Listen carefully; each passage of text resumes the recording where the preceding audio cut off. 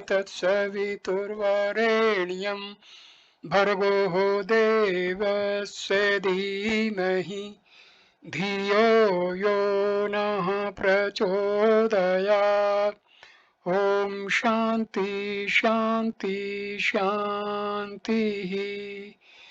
नमस्ते मेरे प्यारे दोस्तों। सनातन धर्म यानी हिंदू धर्म में मानव जीवन के 4 प्रमुख उद्देश्य बताए गए हैं: धर्म, अर्थ, काम और मोक्ष।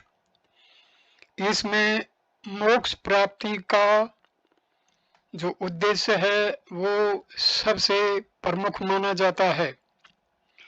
हमारे शास्त्रों में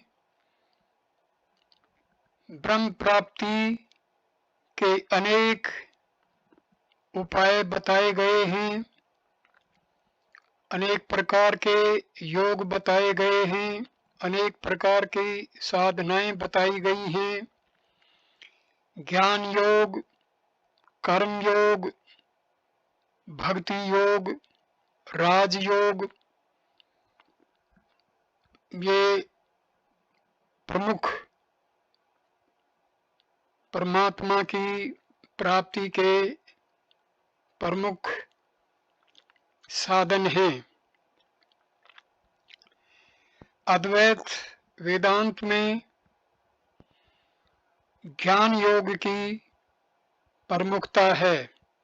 वास्तव में ज्ञान योग तथा भक्ति योग में कोई अंतर नहीं है।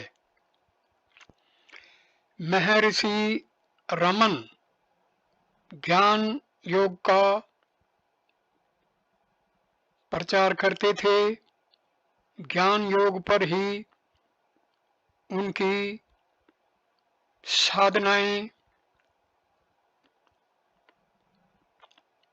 प्रमुखता से अपने शिष्यों को पालन करने के लिए वे हमेशा जोर देते थे। ज्ञान योग में आत्मा का दर्शन करना, ब्रह्म का दर्शन करना ही मुख्य उद्देश्य बताया गया है। मैं कौन हूँ कि साधना ज्ञान योग में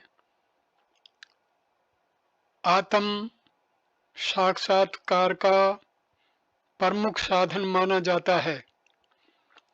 महर्षि कहते थे कि हर अक्षण अपनी आत्मा को पहचानने के लिए अपने आप से प्रश्न करते चले जाना है कि मैं कौन हूँ, मैं कहाँ से आया, क्यों आया, कब आया, आने का क्या उद्देश्य है। महर्षि ने इसी ज्ञान योग की साधना का वर्णन इस मैं कौन हूँ की साधना में किया था। अब हम इसको विस्तृत रूप से वर्णन करते हैं।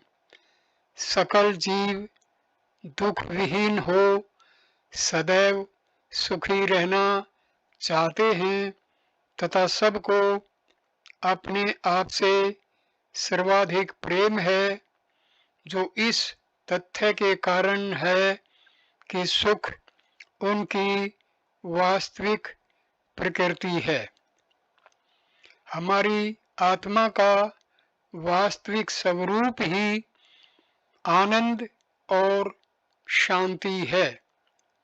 इसलिए सुख जो स्वभाव है तथा जिसकी अनुभूति मन विहीन निद्रा में प्रतिदिन होती है, उसको पाने के लिए अपने आप को जानना आवश्यक है। इसके लिए मैं कौन हूँ का ज्ञान विचार प्रमुख साधन है। मैं कौन हूँ सप्त धातुओं रस, रक्त, मांस, मज्जा, मेद, अस्थि, शुक्र से बना स्थूल शरीर मैं नहीं हूँ।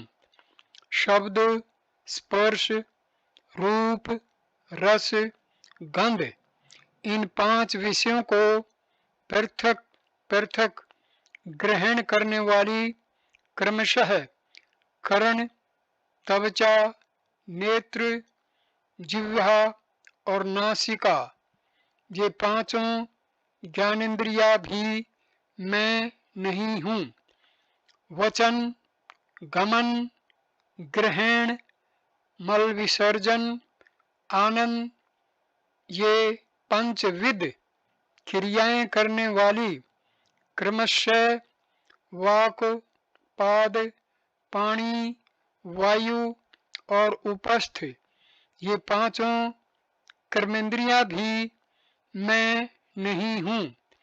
श्वास आदि 5 कर्म करने वाली प्राण आदि वायु पंचक भी मैं नहीं हूँ। संकल्प करने वाला मन भी मैं नहीं हूँ। सर्व विषयों एवं सर्व कर्मों से रहित तथा विषय वासनाओं से युक्त अज्ञान भी मैं नहीं हूँ। उपयुक्त समस्त को मैं नहीं हूँ, मैं नहीं हूँ नेति नेति करने के बाद एकांगी अवशिष्ट रहने वाला चैतन्य मैं हूँ। चैतन्य का स्वरूप सच्चिदानंद है। सत्य चित्त आनंद स्वरूप है। मन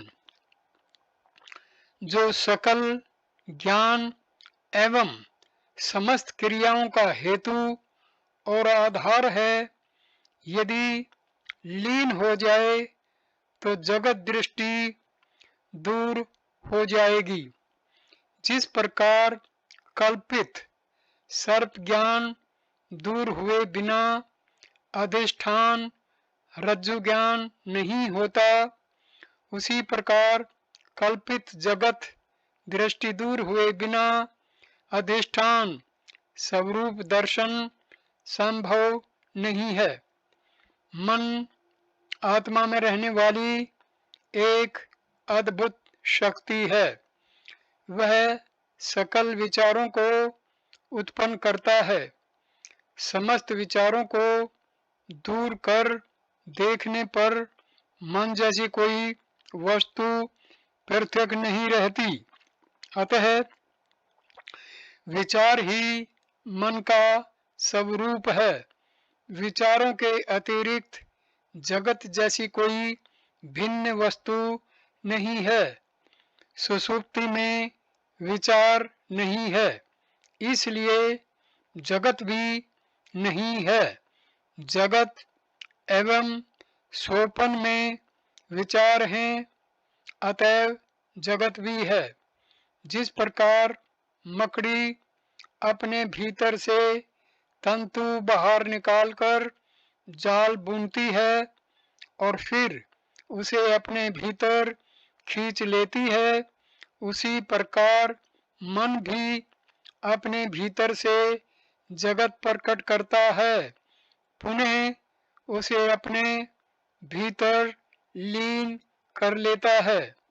मन जब आत्म स्वरूप से बाहर निकलता है तब जगत प्रकट होता है।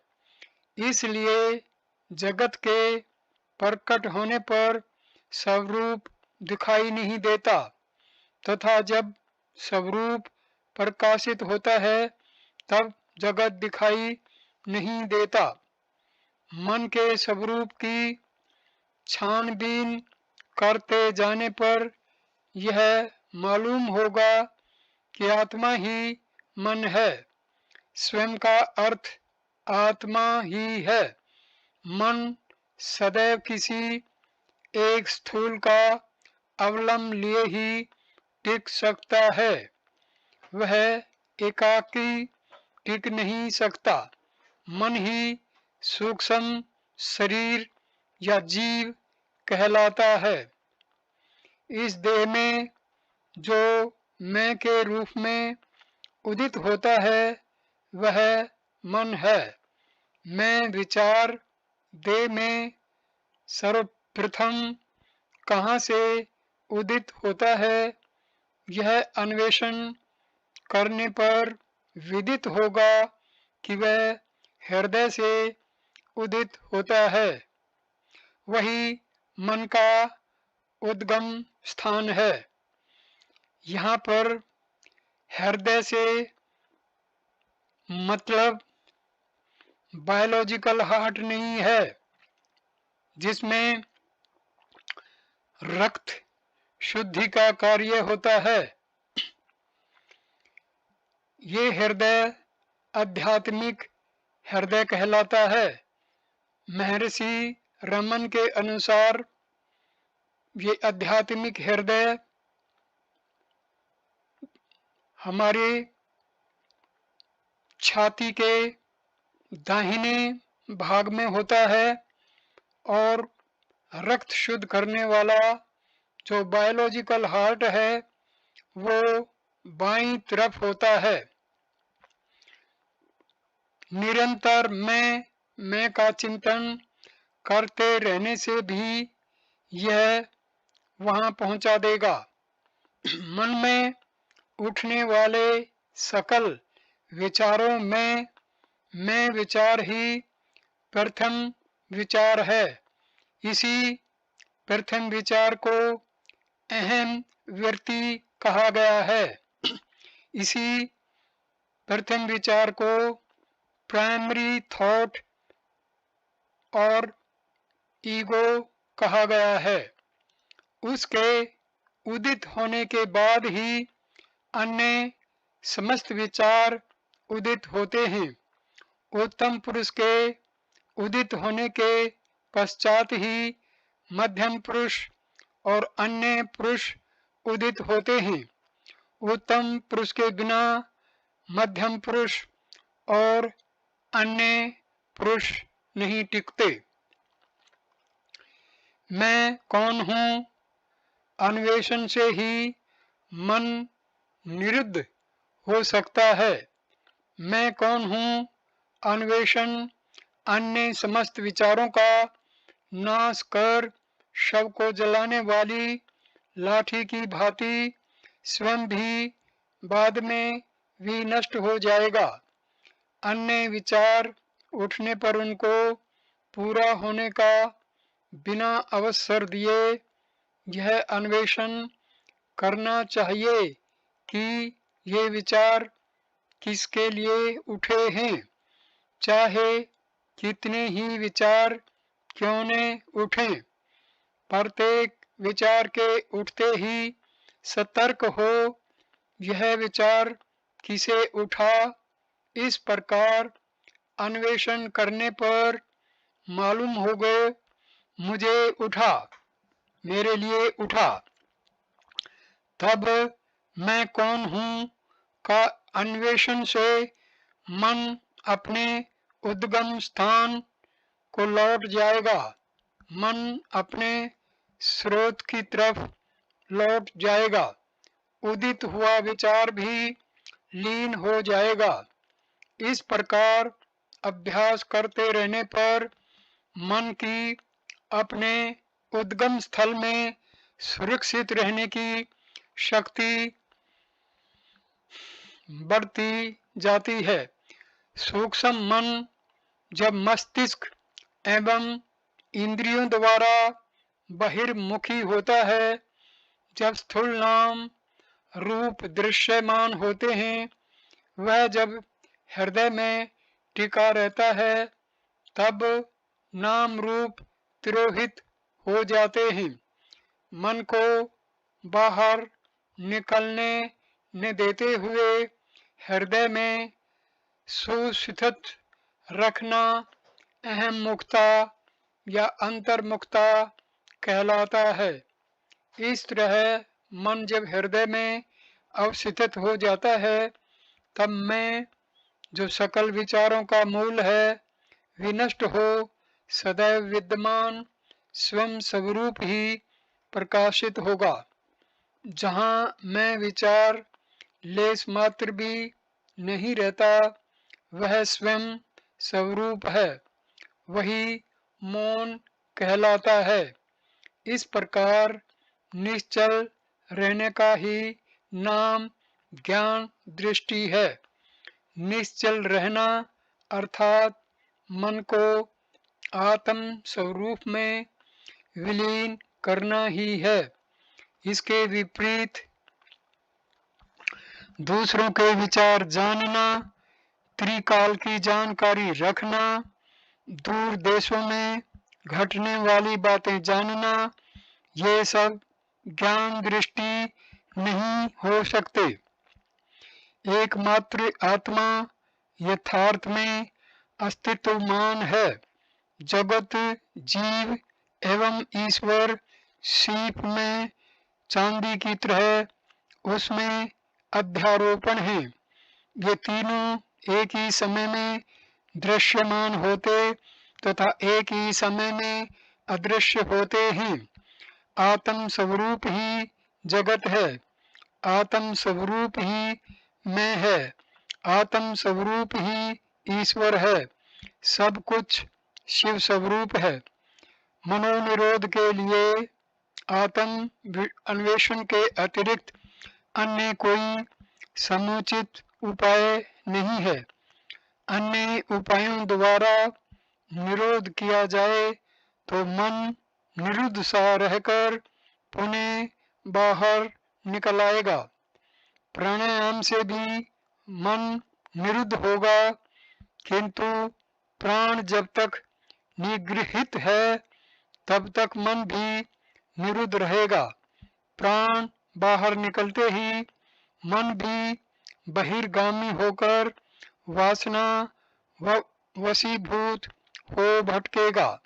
मन एवं प्राण दोनों के उद्गम स्थान एक ही हैं। विचार ही मन का स्वरूप है। मैं विचार ही मन का प्रथम विचार है। वही अहंकार है, वही अहम वृत्ति है। अहंकार जहाँ से उदित होता है वहीं से श्वास भी निकलता है। जब मन का लय होता है तब प्राण का भी लय होता है, और जब प्राण का लय होता है तब मन का भी लय होता है। किंतु सुषुप्ति में यद्यपि मन लीन रहता है किंतु प्राण का लय नहीं होता। देह की रक्षा हेतु तथा देह मर तो नहीं गई है, यह संदेह दूसरों को न हो, इसलिए ईश्वर की ऐसी नियति है। जागृत एवं समाधि में जब मन लीन होता है तब प्राण भी लयगत होता है। प्राण मन का स्थूल रूप कहलाता है। मृत्यु के समय तक मन प्राण को शरीर में टिकाए रखता, शरीर के मरते समय उसे हर ले जाता है। अतः प्राणायाम मनोनिरोध में सहायक है, किंतु वह मनोनाश नहीं करेगा। प्राणायाम की तरह मूर्ति ध्यान, मंत्र जप और आहार नियम भी मनोनिरोध में सहायक हैं। मूर्ति ध्यान और मंत्र जप से मन एकाग्र होता है। सदैव हिलती रहने वाली हाथी की सूंड में यदि एक जंजीर दे दी जाए तो जैसे वह हाथी किसी दूसरी चीज को पकड़ने का प्रयास किए बिना उस जंजीर को ही पकड़े चले रहता है, उसी प्रकार सदा चंचल रहने वाले मन को भी किसी नाम या रूप में अभ्यस्त किया जाए तो वह उसी को ग्रहण किए रहेगा, क्योंकि मन असंख्य विचारों के रूप में फैलता है तथा प्रत्येक विचार अत्यंत दुर्बल होता है। अभ्यास से शक्तिशाली बने मन को आत्म अन्वेषण सुलभता से सिद्ध होगा। सकल नियमों में श्रेष्ठ मित्र सात्विक आहार से मन में सत्गुण की वृद्धि होती है, जो आत्म अन्वेषण में सहायक है। अति दीर्घ काल से चली आने वाली विषय वासनाएं समुद्र की तरंगों की तरह भले ही असीमित दिखाई दें, फिर भी वे सब के सब स्वरूप के प्रकाशित होते होते विनष्ट हो जाएंगी। क्या ये समस्त विषय वासनाएं विनष्ट होंगी तथा मैं स्वरूप मात्र में सुस्थित रह सकता है? इस संदेह में विचार को भी स्थान दिए बिना स्वरूप ध्यान में निरंतर सुदृढ़ रहना चाहिए। कोई चाहे जितना बड़ा पापी क्यों न हो, मैं तो पापी हूँ, मेरा उद्धार कैसे हो सकता है? इस प्रकार दीन होकर प्रलाप ने करते हुए मैं पापी हूँ, यह विचार भी बिल्कुल त्याग कर यदि वह स्वरूप ध्यान में सतत संलग्न रहेगा तो निश्चित ही उसका उद्धार होगा। जब तक मन में विषय वासनाएं हैं तब तक मैं कौन हूँ अन्वेषण भी आवश्यक है। जो जो विचार उठते हैं त्यों त्यों उनके उत्पत्ति स्थान में ही अन्वेषण द्वारा उन सब का नाश करना चाहिए। अन्य विषयों पर ध्यान न देना वैराग्य अथवा निष्प्रहता है। अपने आत्म स्वरूप को न त्यागना ज्ञान है। वास्तव में ये दोनों एक ही हैं। जिस प्रकार गोताखोर लोग अपनी कमर में पत्थर बांधकर डुबकी लगाते तथा समुद्र के तल में पड़े हुए मोती निकालते हैं, उसी प्रकार हर कोई वैराग्य धारण कर अपने अंदर गहरी डुबकी लगाकर आत्म मोती प्राप्त कर सकता है। सब स्वरूप प्राप्त होने तक यदि कोई निरंतर सब स्वरूप स्मरण में संलग्न रहेगा तो वह एक ही पर्याप्त है। जब तक दुर्ग के अंदर शत्रु हैं तब तक वे उससे बाहर आते रहेंगे। जो जो वे बाहर आते हैं उन्हें मारते रहें तो दुर्ग हस्तगत हो जाएगा। ईश्वर एवं सदगुरु वास्तव में भिन्न नहीं है। जिस प्रकार व्याघ्र के मुख में गया हुआ शिकार बच नहीं सकता, ठीक उसी प्रकार जिन पर शुद्ध गुरु की कृपा दृष्टि पड़ जाती है वे अवश्य ही रक्षित होंगे, कभी नष्ट नहीं होंगे। पर सबको सदगुरु द्वारा निर्देशित मार्ग का अचूक अनुसरण करना चाहिए। आत्म चिंतन के अतिरिक्त और कोई चिंतन उठने के लिए किंचित भी अवकाश दिए बिना आत्मनिष्ठा में रहना ही अपने को ईश्वर को समर्पित करना है। ईश्वर पर चाहे जितना भी भार डालें वह समस्त भार का वहन कर लेता है।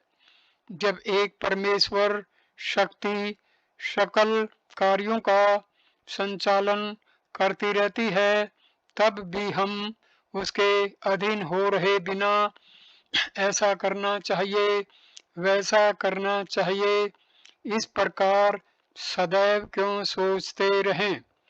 रेलगाड़ी सकल भार वहन कर ले जाती है, यह जानते हुए भी उसमें यात्रा करने वाले हम अपनी छोटी गठड़ी भी गाड़ी में रख आराम से रहे बिना उसे अपने सिर पर ढोते हुए क्यों कष्ट उठाते रहें। सुख आत्मा का स्वरूप है। सुख एवं आत्म स्वरूप भिन्न नहीं है। आत्म सुख एक ही है, वही सत्य है। प्रपंच के किसी भी वस्तु में सुख नहीं है। अपने अविवेक के कारण हम सोचते हैं कि उनसे सुख मिलता है। मन जब बाहर निकलता है तब दुख का अनुभव करता है।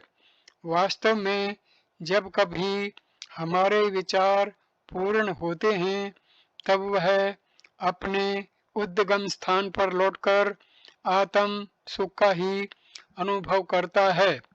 उसी प्रकार सुषुप्ति, समाधि और मूर्छा के समय तथा इच्छित वस्तु की प्राप्ति होने पर और अनैच्छिक के दूर होने पर भी मन अंतर्मुखी हो आत्म सुख का ही अनुभव करता है।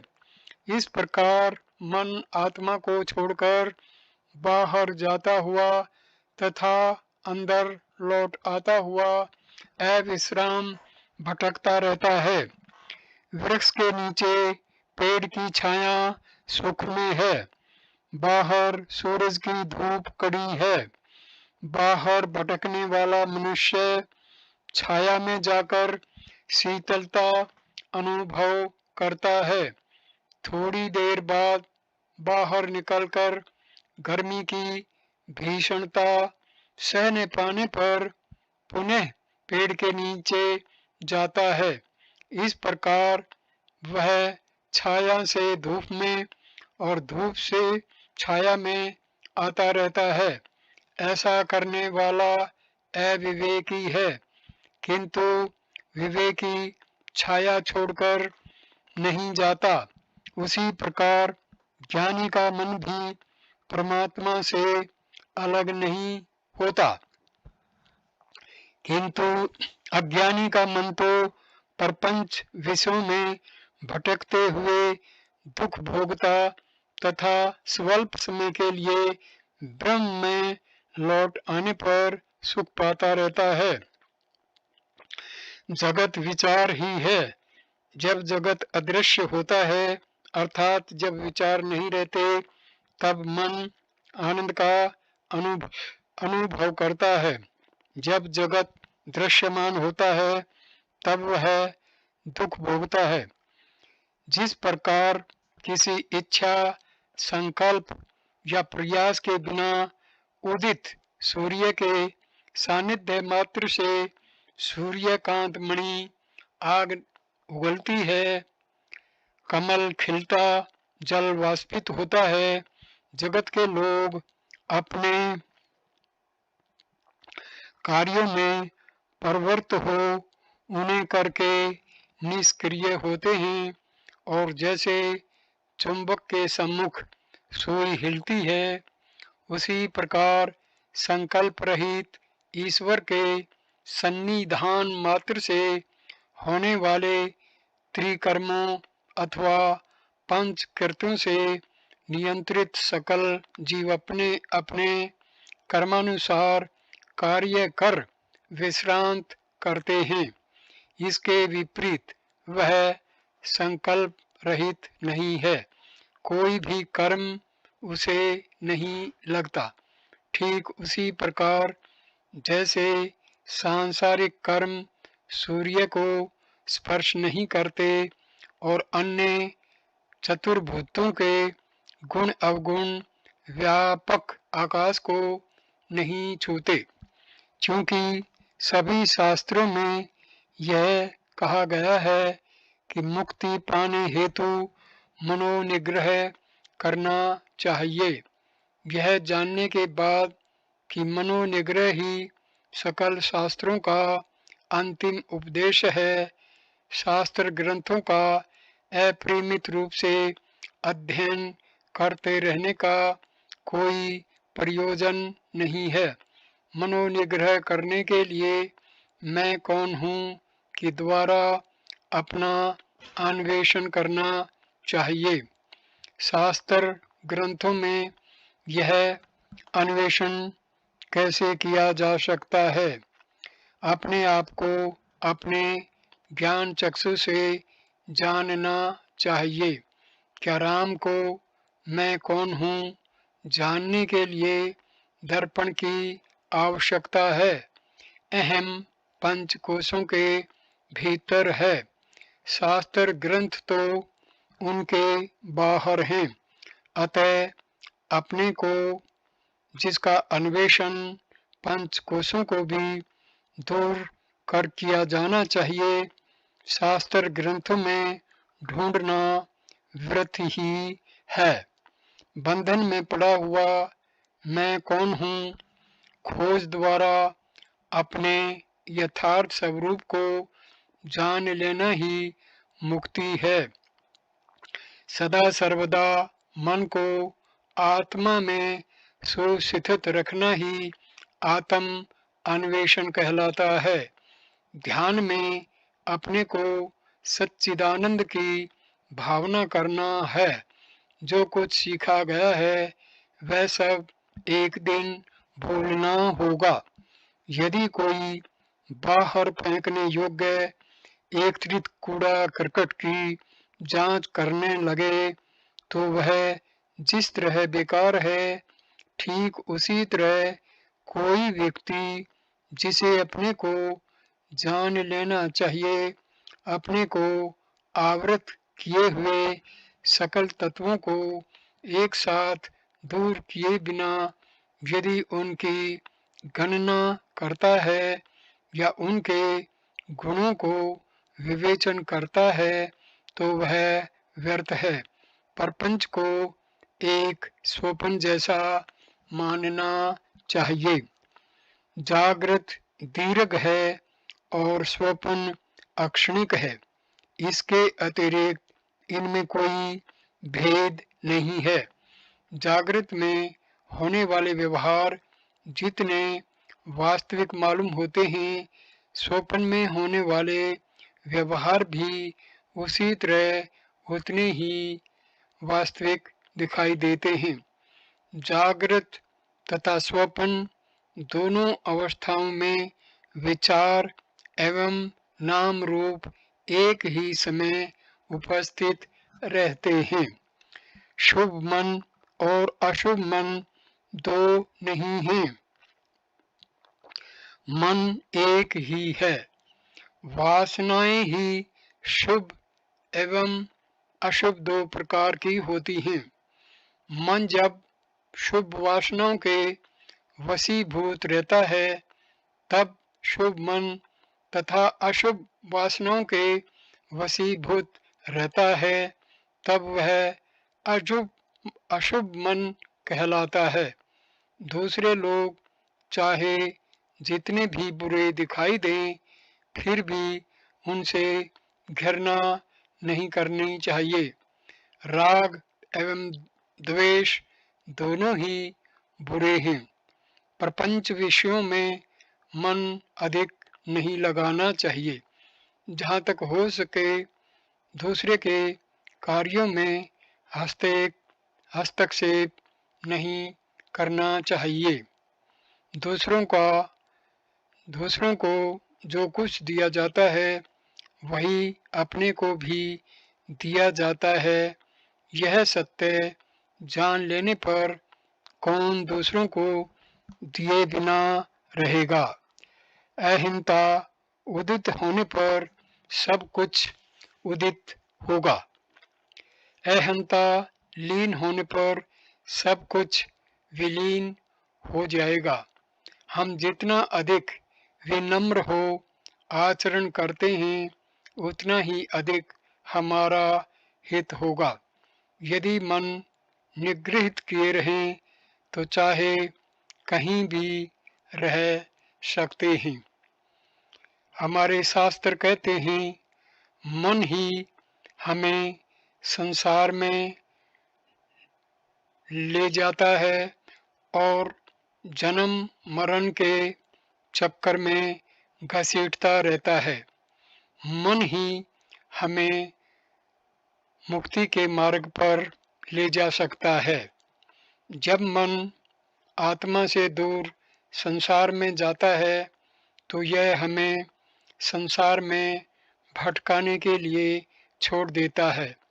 वही मन जब आत्मा की तरफ झुकता है और आत्मा के समीप जाता है तो वही मन हमें मुक्ति का मार्ग दिखाता है। इस वीडियो को मैं यहीं पर विराम देता हूँ। वीडियो देखने के लिए धन्यवाद मेरे प्यारे दोस्तों। नमस्कार, नमस्ते।